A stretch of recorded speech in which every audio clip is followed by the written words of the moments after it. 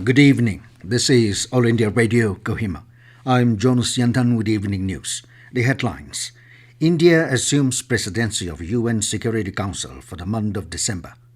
President Draupadi Murmu to confer annual national awards for empowerment of persons with disabilities. Rising People's Party writes to PM office for imposition of president's rule in Nagaland. And Director External Affairs South Asia Office, Ravi Patnagar, says healthy adolescent is key to healthier and happier future. Now the news in detail. India has assumed the presidency of the United Nations Security Council, UNSC, for the month of December. It is the second time in its two-year tenure as an elected member of the UN Security Council that India has assumed the presidency of the Council. India had earlier assumed the presidency of the UNSC in August 2021. Briefing media in New York, permanent representative of India to the UN, Ruchira Kamboj, said during India's December presidency, two high-level signature events will take place on 14 and 15 December on reformed militarism and counter-terrorism. Kamboj said a bust of Mahatma Gandhi will also be inaugurated at the UN by External Affairs Minister Dr. S. Jaishankar and the UN Secretary General Antonio Guterres. President Draupadi Murmu will be the chief guest at a ceremony to celebrate the International Day of Persons with Disabilities in Delhi tomorrow. The event is being organized by the Ministry of Social Justice and Empowerment. President Murmu will confer the annual national awards on individuals, institutions, organizations, states, and districts for their outstanding achievements and work towards the empowerment of persons with disabilities.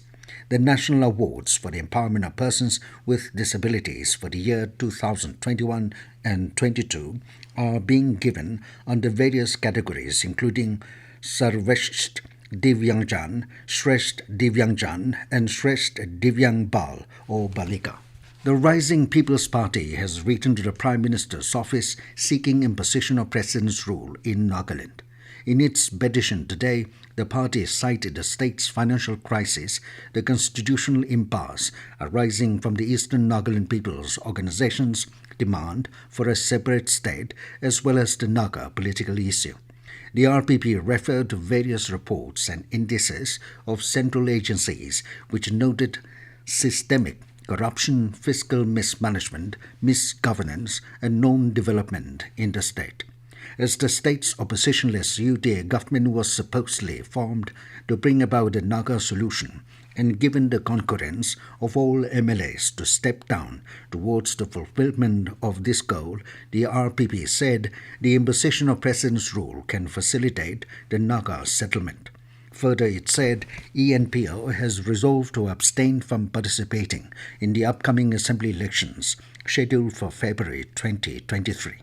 This constitutional crisis will only accentuate once an official notice for the elections is issued, it added, and called for President's rule be declared in the state without delay to resolve the impasse peacefully. The petition also attached names of 3,446 people who took part in the party's online signature campaign for President's rule in the state.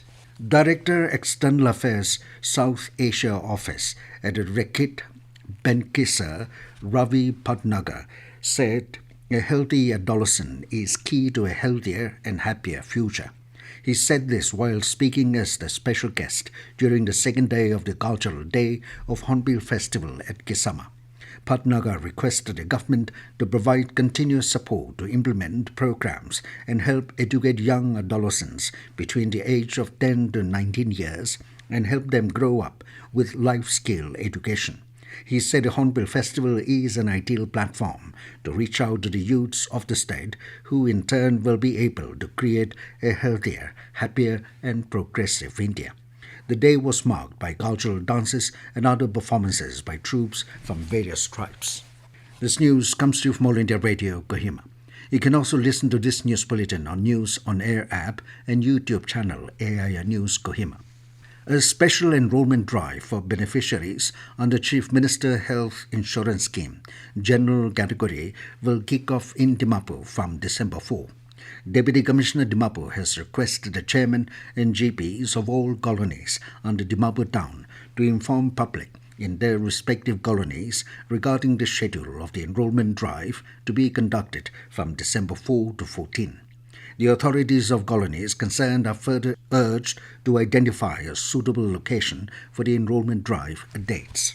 The central government has approved a production-linked incentive (PLI) scheme for drones and drone components for implementation during 2022-23 to 2024-25 with an outlay of 120 crore rupees. The scheme is being implemented by the Ministry of Civil Aviation. The ministry said the objective of this scheme is to incentivize the manufacturing of drones and drone components in the country, with a focus to make the indigenous industries globally competitive. The ministry also said that support under the scheme will be provided only to companies engaged in the manufacturing of drones and drone components in India.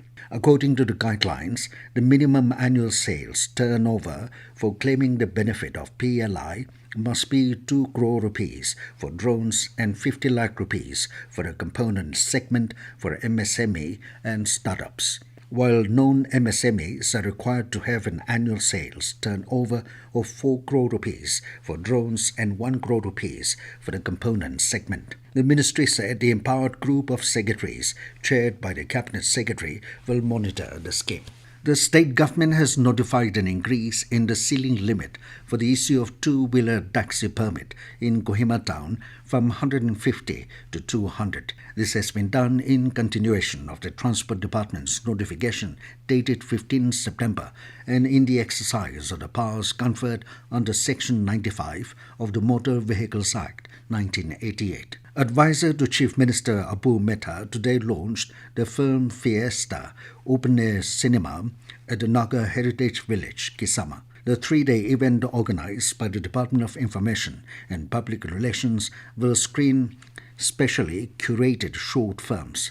Joint Director IPR Asangla Imsong said the Fiesta will provide an opportunity for the state's filmmakers to get their films in front of live audiences, which is not very common in Nagaland. Dimapur police yesterday arrested one person for alleged arms smuggling activity at Bazaar area, Burma camp. The police said the arrest was made after a hot chase based on information from reliable sources.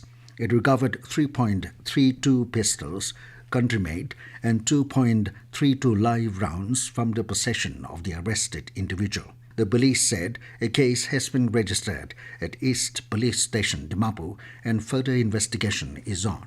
Deputy Commissioner Newlands Sarah S. Jamir has ordered the ban of all mining activities of sand, gravel, and boulder in and around the stretch of Atto Kuki over Zabza River under the district. The DC noted excessive mining activities in the area was not only severely affecting the ecological balance but also the stability and foundation of the Zabza Bridge, which is the only lifeline connecting the district headquarters to the rest of the state. The order dated 22nd November said defaulters will be liable to a fine of 10,000 rupees along with necessary actions under law. And now to the news, here are the main points again. India assumes presidency of the UN Security Council for the month of December.